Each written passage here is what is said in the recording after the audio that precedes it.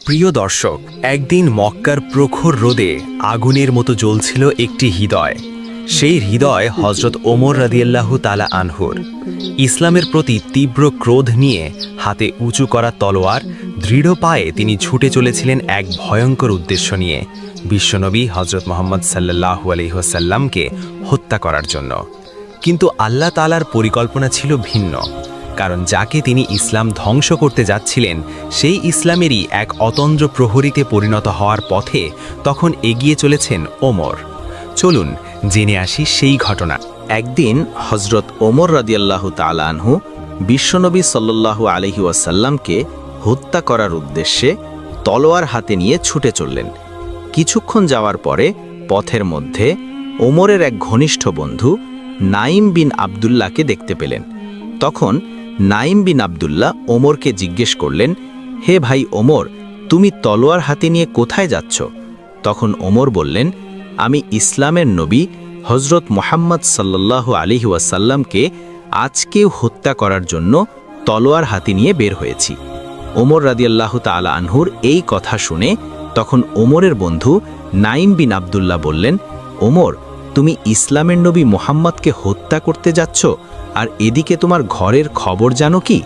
তখন ওমর বললেন, কেন, কি হয়েছে? তখন আবদুল্লাহ বললেন, তোমার বোন এবং ভগ্নিপতি মুসলমান হয়ে গিয়েছে। এই কথা শুনে ওমরের মাথায় রক্ত উঠে গেল। ওমর তার বন্ধু আবদুল্লাহকে বলল, তোমার কথা যদি মিথ্যা হয়ে থাকে তাহলে আমার হাত থেকে তুমি রক্ষা পাবে না। এই কথা শুনে ওমরের বন্ধু আবদুল্লাহ বলল, ওমর, আমি একটুও মিথ্যা বলিনি।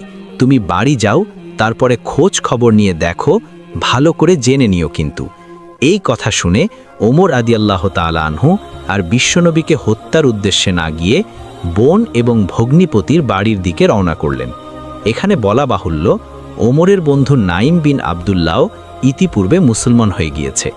ওমর যখন বোনের বাড়িতে প্রবেশ করলেন তখন তিনি ঘর থেকে কোরআনুল কারিমের শব্দ শুনতে পাচ্ছিলেন।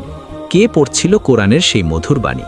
তখন ওমর ঘরের বাইরে অল্প কিছুক্ষণ দাঁড়িয়ে থেকে কোরআনের সেই আয়াতগুলো কিছুটা শুনছিলেন। তারপরে ওমর ঘরের ভিতরে প্রবেশ করেন। ওমরকে দেখে ওমরের বোন এবং ভগ্নিপতি কোরআনুল কারিমের সূরা তহা পাঠ করে শোনালেন। ওমর সূরা তহা শুনে মুহূর্তের মধ্যে স্তব্ধ হয়ে পড়লেন। ওমর ভাবতে থাকেন, এত সুন্দর সুমধুর কোরআন কোনো মানুষের দ্বারা সৃষ্টি হতে পারে না, এটা কেবল আল্লাহ পাক রব্বুল আলামিনেরই বাণী। তখন ওমর আর এক মুহূর্ত ঘরে দেরি করে না, ওমর সাথে সাথে ঘর থেকে বের হয়ে নবীজির দরবারের